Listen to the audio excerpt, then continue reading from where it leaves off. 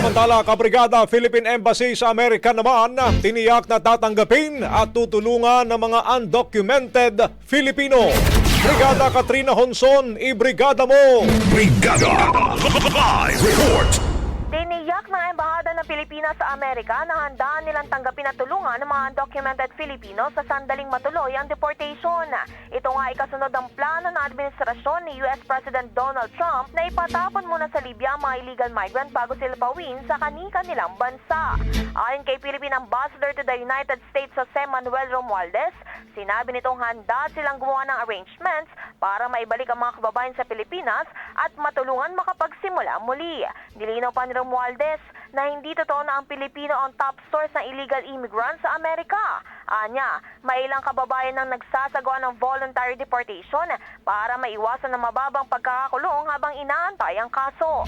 Samantala, patuloy naman nakikipag-ugnayan ang embahada sa US Homeland Security para tiyaking ligtas at maayos ang proseso ng deportation ng mga Pilipino.